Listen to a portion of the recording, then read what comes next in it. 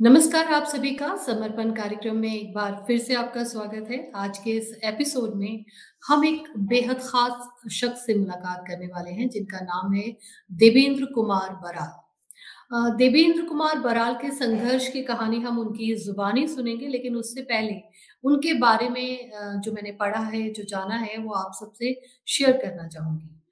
देवेंद्र कुमार बराल जी का जन्म उड़ीसा के एक किसान परिवार में हुआ था। उन्होंने बचपन से ही जीवन के उन संघर्षों को जाना, जो संघर्ष उनके जीवन को खूबसूरत बनाने में काम आए और साथ-साथ दूसरों के जीवन को भी उन्होंने उसी खूबसूरती से निखारा है। देवेंद्र कुमार बराल जी उड़ीसा से दिल्ली आए। दिल्ली में एक कंस्ट्रक्शन स्ट्राइक चल रही थी जहाँ वो शामिल हुए और वहाँ से वो एक योद्धा के रूप में आगे बढ़े। धीरे-धीरे उन्होंने बच्चों के लिए काम करना शुरू किया और इसके चलते उन्होंने बाल विकास धारा एनजीओ की स्थापना की। वो वहाँ के संस्थापक हैं। इस एनजीओ का मुख्य काम बच्चों का रिहैबिलिटेशन करना है। इसके अलावा जो बच्चे चाइल्ड लेबर में या किसी और प्रकार के शोषण से जुड़े हुए हैं, उनको रेस्क्यू करना है और समाज की मुख्य धारा के साथ जोड़ना है। उन्हें उतना मज़बूत, उतना ताकतवर बनाना है ताकि वो जीवन की हर परेशानियों का सामना कर सकें। तो मैं स्वागत करना चाहूँगी देवेंद्र कुमार बराल जी का। देवेंद्र जी, आपका बहुत-बहुत स्वागत है हमारे साथ यहाँ जुड़ने के लिए। जी। देवेंद्र जी, मैं अभी बता रही थी सबको आपके बचपन के बारे में कि आप एक किसान परिवार में पैदा हुए। आपने जीवन के संघर्षों को जाना। शायद ये संघर्ष कहीं न कहीं हमें ही तो अच्छा बनाते हैं, बल्कि एक प्रेरणा भी देते हैं कि हम दूसरों के जीवन को उस मजबूरी, उस अक्षमताओं से गुज़रने ना दें, बल्कि अपनी सारी ताकत, अपनी सारी क्षमता उस चीज़ में लगा दें ताकि भविष्य और बच्चे या समाज अच्छा बन सके और आपने यकीनन वही काम किया है। अ, आपकी संघर्षों की कहानी जानने से पहले मैं जानना चाहूँगी कि बचपन आपका कैसे बीता? आप एक किसान परिवार में पैदा हुए। कहाँ पढ़ाई-लिखाई की? फिर उसके बाद कैसे आप दिल्ली आए? ये सब हमें बताएँ। जी, धन्यवाद आपका। आपने मुझे आज इस शो में जोड़ा और बिल्कुल आपने सही कहा कि मैं उड़ीसा के एक समुद्र तटीय इलाका जगन्नाथपुरी जिले के किसान परिवार में जन्म हुआ था और मैं वहाँ अपने गाँव में 10वीं क्लास तक पढ़ने के बाद यानी कि मैंने बचपन से ही जब मैंने होश संभाला तब से मुझे कभी किसी प्रकार का अन्याय बर्दाश्त नहीं होता था, बचपन में भी नहीं। तो गाँव में चाहे किसी भी प्रकार का बड़ों के साथ हो या बच्चों के साथ, तो मैं आवाज़ तो उठाता था और अपने घर में आकर के मेरे माँ-बाप से भी कहता था कि उन्होंने ऐसा गलती काम की है, नहीं होना चाहिए था।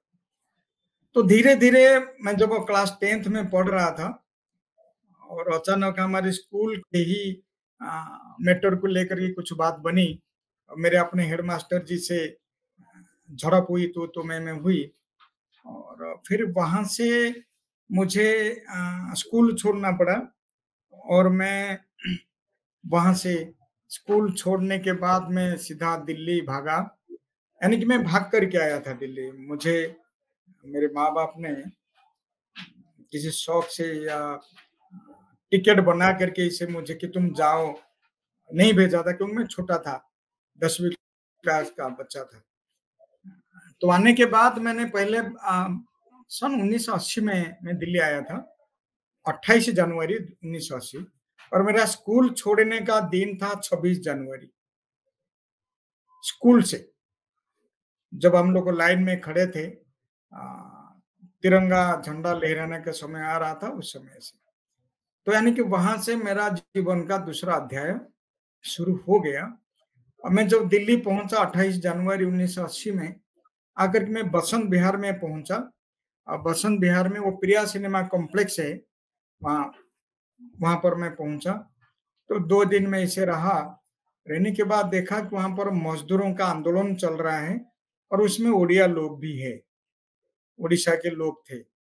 तो मैंने पहचाना और मैं जब उस आंदोलन में शामिल हुआ, मुझे भी अच्छा लगा कि इनकलाब ज़िंदाबाद, मज़दूर एकता ज़िंदाबाद, कंपनी मुर्दाबाद के नारे लगा रहे थे लोग। और वहां जो मैंने पहुंचा, मैं भी नारे लगाना शुरू किया। तो मैंने देखा वहां पर भाई साहब केला जी, जो ये मैं तो बच्चा ही था, वो थोड़ा सा यूं थे, मेरे से 8-10 साल बड़े बड़े थे, तो लंबे चौड़े दिख रहे थे। तो भी नारे लगा रहे थे लोग, उनके साथ नारे लगा रहे थे, तो मैंने भी नारा लगाया। तो उन्होंने मुझे पूछा कि भाई बेटा तुम कहाँ के हो? मैं कहा उड़ीसा से हूँ।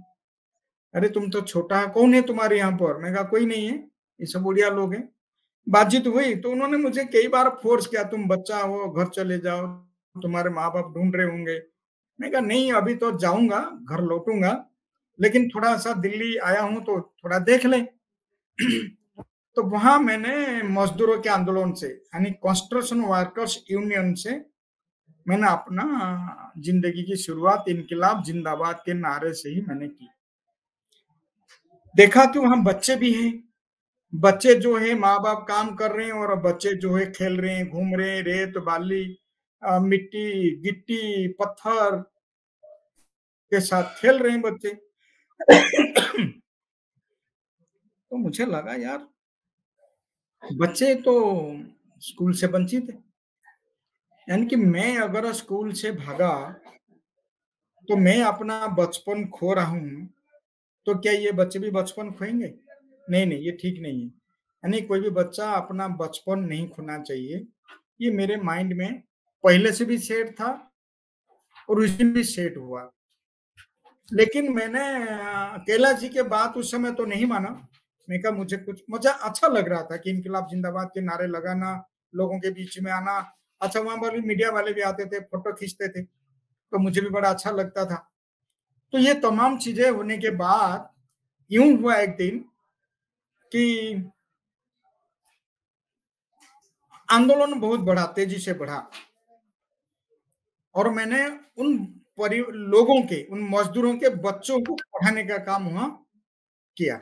मुझे किसी ने कहा आप बच्चों को पढ़ाओगे? मैं कहा पढ़ाऊंगा। तो बच्चों को पढ़ाने का काम मैंने वहां शुरू की।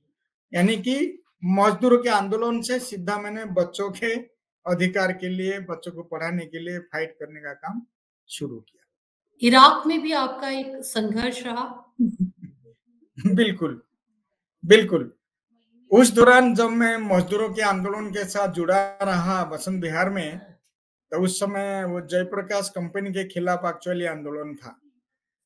और वो आंदोलन वहां जो होटल बना है, उसमें काम करने वाले मजदूरों के हड़ताल, मजदूरों के अधिकार, उनके बच्चों के अधिकार।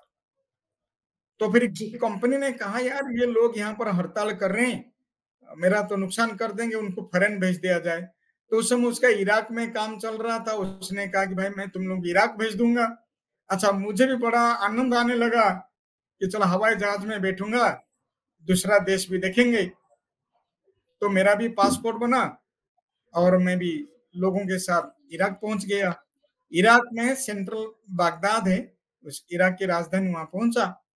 पहुंचा तो लगा कि यार यहाँ तो मैं कहाँ आ गया, यहाँ तो इतनी गर्मी है, बालू धूल उड़ रहा है, बरसात है नहीं, पेड़ पौधे है नहीं, बिल्कुल मरुभूमि है, कहाँ आ गए हम। चलो कोई नहीं, ये भी देख लें। तो वहां काम करने के दौरान मुझे वहां पर कहा गया कि भाई आप जो वाटर पंप होता है आप उसे चलाइए। मुझे थोड़ा बहुत ज्ञान था कि ताकि लेबर का काम करना ना पड़े, या तो मैं सुपरवाइजर का काम कर सकता हूँ या तो मैं कुछ और टेक्निक काम कर सकता हूँ। तो मैंने कहा कि भाई मुझे ये मोटर पंप चलाना आता है और मैं ये काम करूं। तो मैं काम करना शुरू किया मजदूरों के बीच में। तो लगा 8-10 दिन के बाद पता चला वहां भी मजदूरों का स्ट्राइक होने लगा, हड़ताल। और बहुत मजदूर थे, लगभग 5-5.5 हजार मजदूर थे। और मजदूरों ने आंदोलन शुरू कर दिया, क्योंकि एक्चुअली उनको वहां पर खाने का, रहने का अच्छा व्यवस्था नहीं था।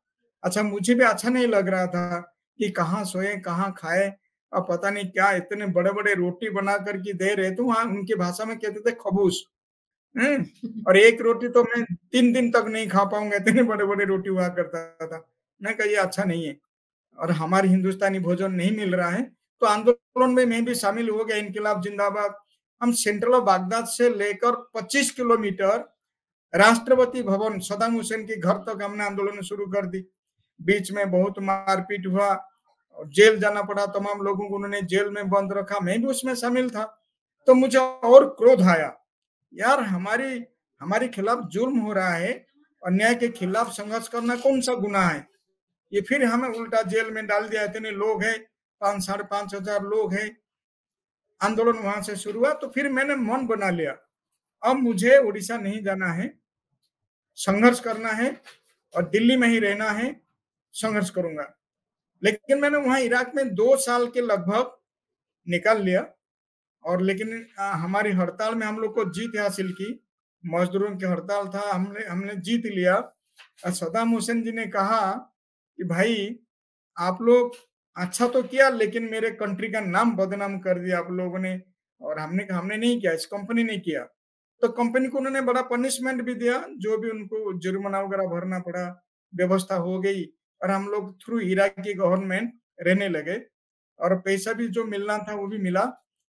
जैसे मैंने लौटा दिल्ली, तो मेरा मन तो था घर जाने का, लेकिन घर नहीं गया।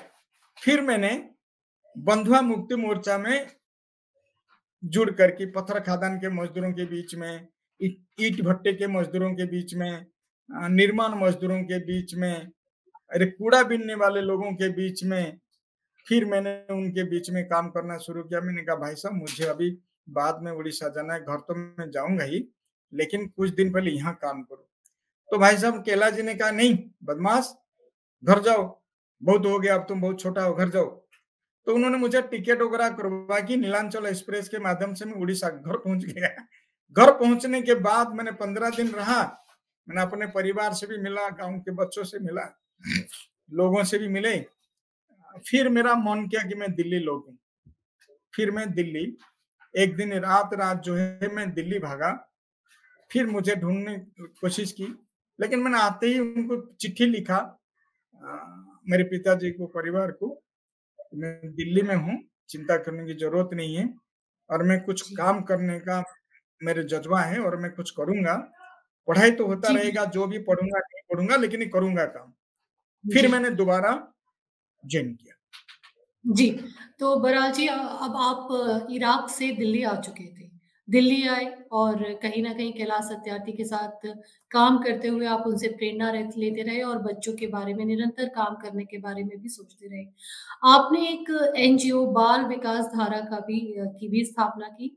तो हम जानना चाहेंगे कि बाल विकास धारा क्या काम करती है और बच्चों के लिए वो क्या परिवर्तन ला रही है? बाल विकास धारा की गठन हमने 1993 में किया। मैं उस दौरान अपना मुक्ति आश्रम जो है, मैं उसका कंस्ट्रक्शन का जिम्मेदारी मेरे ऊपर थी। मैं वहीं रहता जी, था, वहीं करता था काम। भाई साहब जो है डेली इवनिंग में वहाँ जाते थे, मेरे लिए खाना भी लेकर वहीं से जाते थे घर से, क्योंकि वहाँ कोई रसोई की व्यवस्था नहीं थी। तो काम करते-करते जो मुक्ति आश्रम पूरा बन गया, एक दिन मैंने अचानक भाई साहब से कहा, भाई साहब कुछ अलग करने का मन कर रहा है, ऐसा काम ना करें कि हम कोई अलग संस्था बना दें और मैं थोड़ा उसमें काम करूं। उन्होंने फट से मेरे भावनाओं को समझ लिया। उन्होंने कहा कि ठीक है, एक संस्था बनाते हैं, और तुम उसको देखो, और दिल्ली वाला कालका जी ऑफिस में रह करके उसको देखो। फिर तय हुआ संगठन का नाम क्या होगा, रखा गया बाल विकास धारा, कि बच्चों के विकास के लिए काम करना है।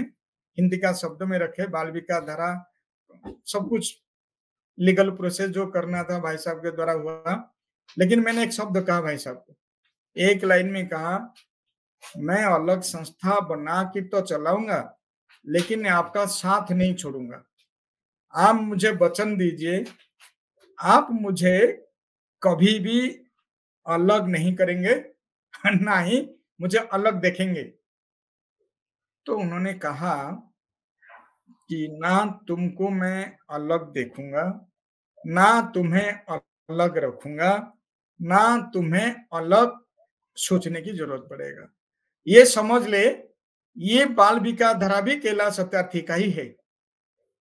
तुम जो है वहां पर बाल विकास धारा को लीड करोगे, और हम Global March Against Child Labour, Bachpan Bachao Andolan, South Asian Coalition on Child Servitude, Abha, हम सब देखेंगे।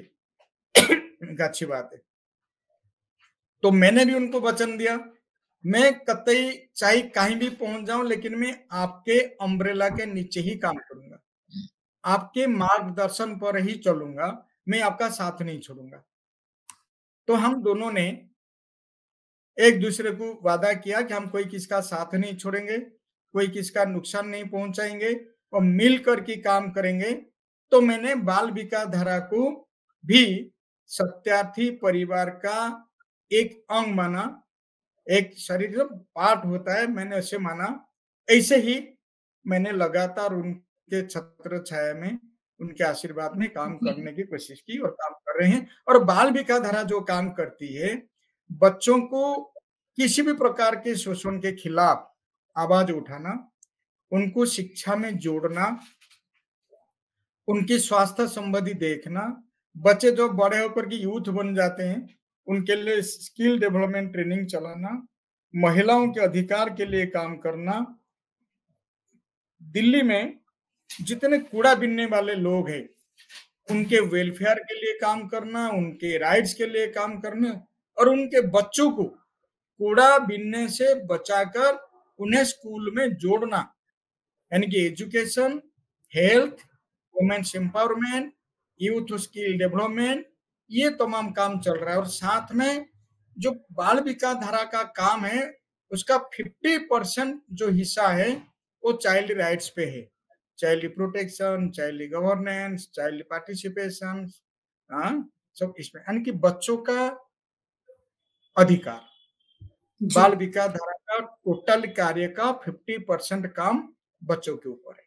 जी, जी, जी। बहरहाल जी आपने बताया कि चाइल्ड राइट्स पर काम करते हैं, आप चाइल्ड रेस्क्यू पर काम करते हैं और उसके बाद बच्चों के लिए जो बहुत ज़रूरी बात होती है, जो एक मुद्दा सामने आता है कि अब उन्हें रिहैबिलिटेट कैसे किया जाए, जी। यानी कि सोशली कैसे किया जाए, इकोनॉमिकली कैसे किया जाए, कैसे उन्हें स्किल बेस्ड कुछ चीज़ें सिखाई जाएँ। तो बाल विकास धारा एनजीओ के तहत उन्हें क्या-क्या ट्रेनिंग दी जाती है? क्या स्किल बेस्ड उनको प्रोग्राम सिखाए जाते हैं ताकि जब वो मेन समाज के साथ जुड़े तो एक सम्मानजनक तरीके से अपने आप को पाएँ।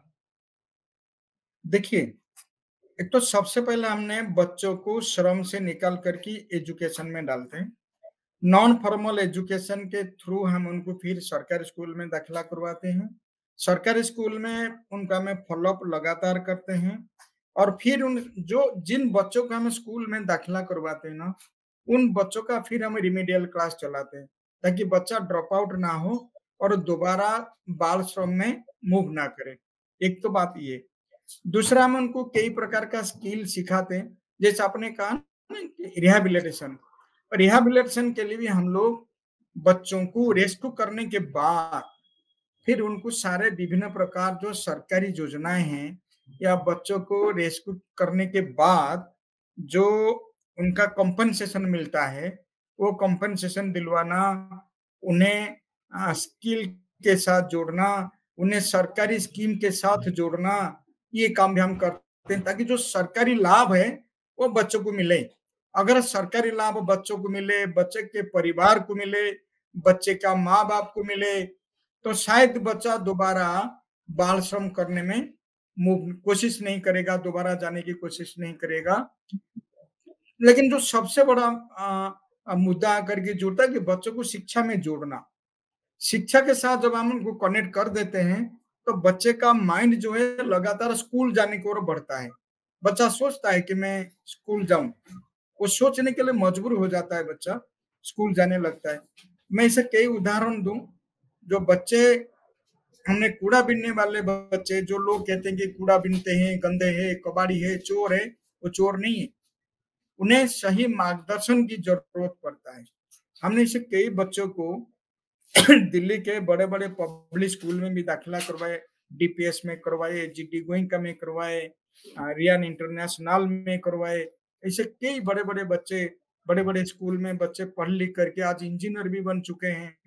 आज कई बच्चे लॉयर भी बन चुके हैं, कई बच्चे अपना बिज़नेस करना शुरू किया। तो इसलिए जैसे ना भाई साहब बराबर लगातार कहते हैं कि बच्चे एक तो हम जानते हैं बच्चे भगवान के रूप में होते हैं, यानी बच्चों के अंदर भी बहुत ज्ञान होता है, बहुत बुद्धि उनके जी, पास।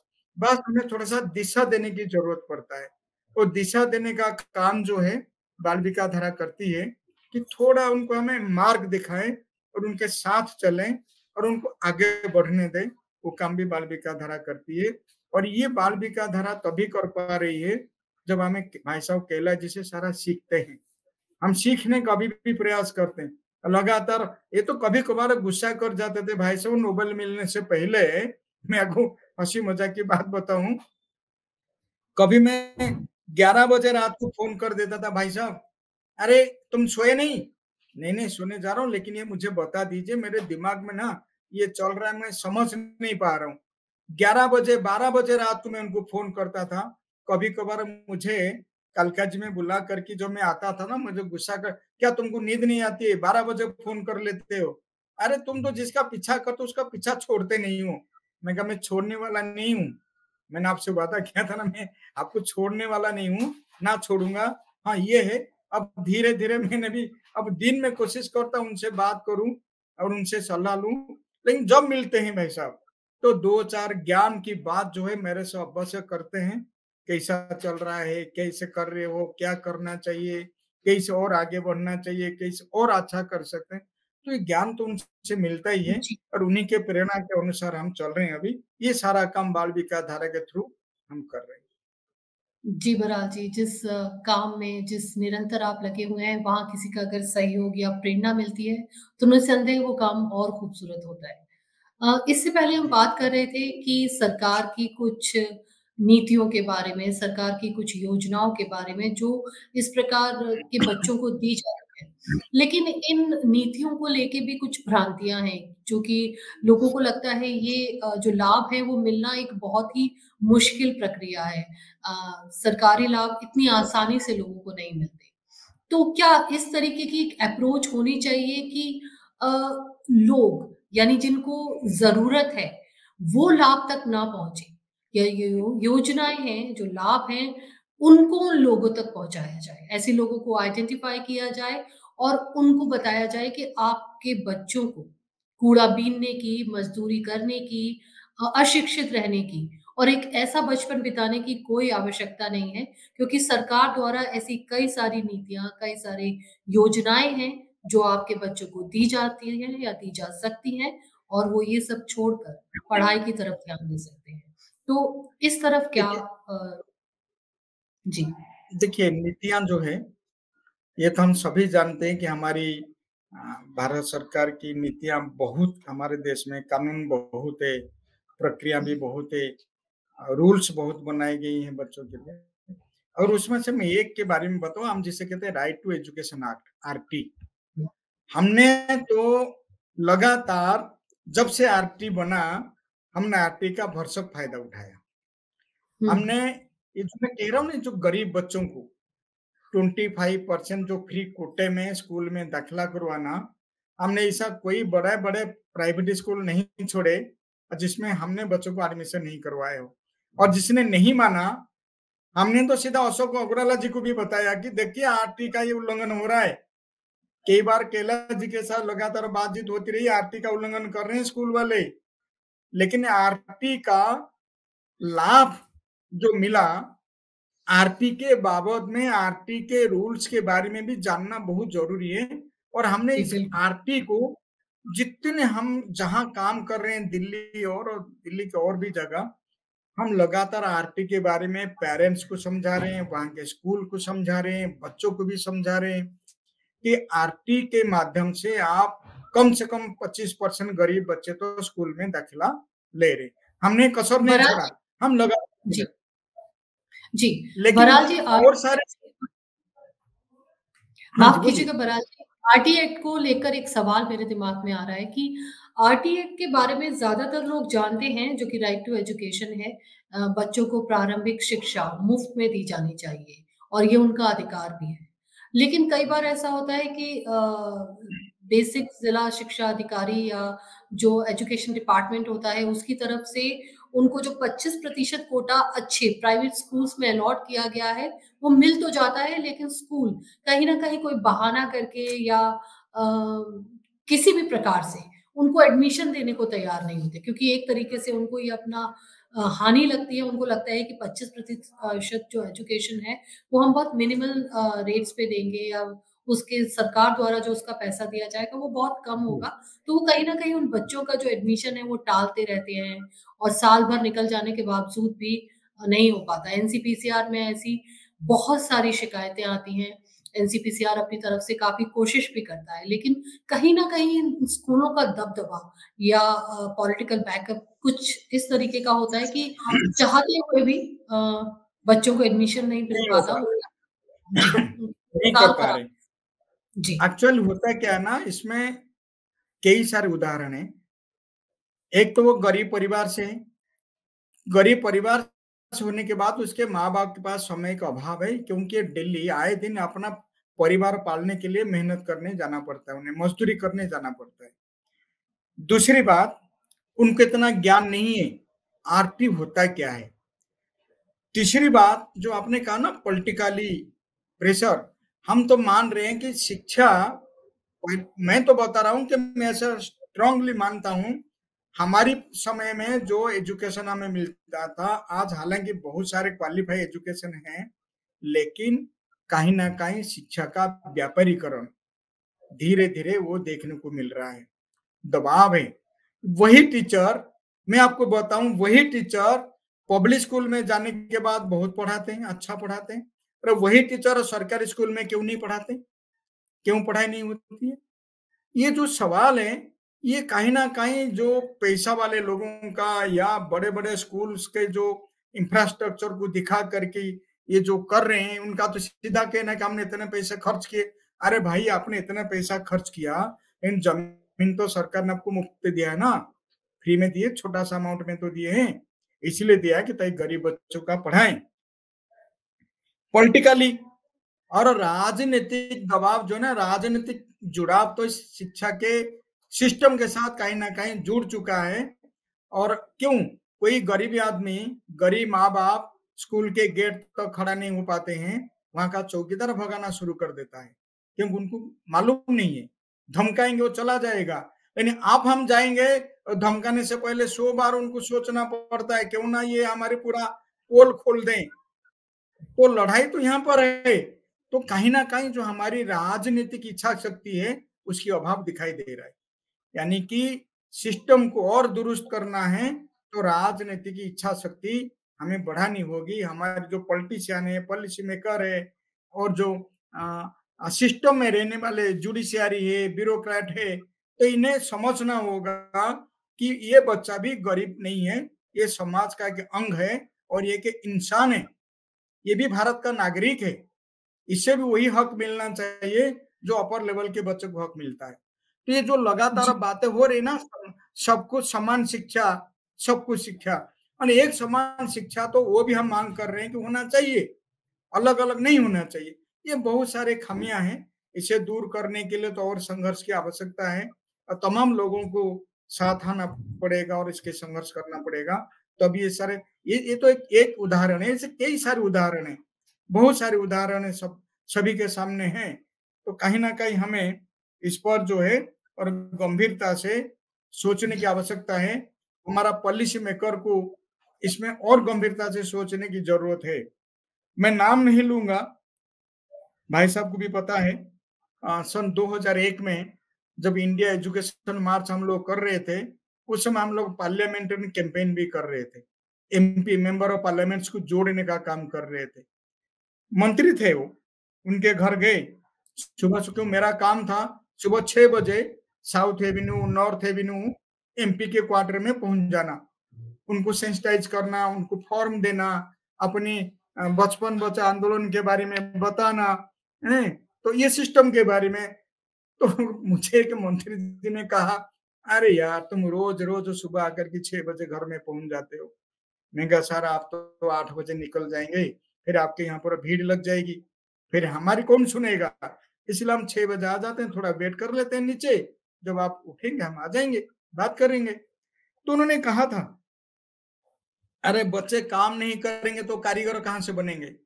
तो मेरे मुंह से फट से उनको जवाब था, क्या सर आपके बच्चे भी काम करेंगे क्या।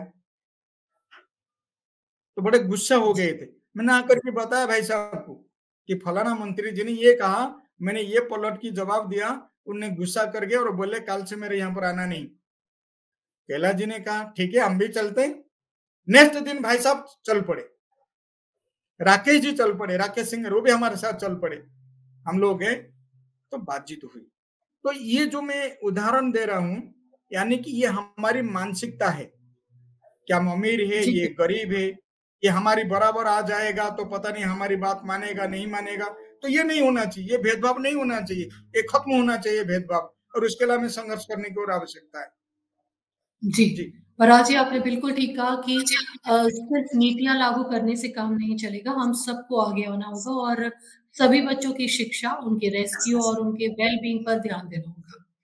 आपका हमारे साथ जी आज जुड़ने के लिए बहुत-बहुत शुक्रिया और हम आशा करेंगे कि आप जो काम कर रहे हैं, वो सही मायनों में और तरक्की करे और हम सब प्रेरित हों और आपके इस काम के साथ जुड़ें। अगर आप चाहें, कोई व्यक्ति अगर आपके साथ इस संघर्ष के दौरान जुड़ना चाहे, यानी बाल विकास धारा के साथ जुड़ना चाहे, तो वो आपके साथ कैसे जुड़ सकता है? ये जानकारी आप दे दीजिए। नहीं, जुड़ने के लिए तो हमारी संस्था के साथ संपर्क करें, हमसे संपर्क करें। मेरा नंबर है 9811507172। इस पर भी बात करें।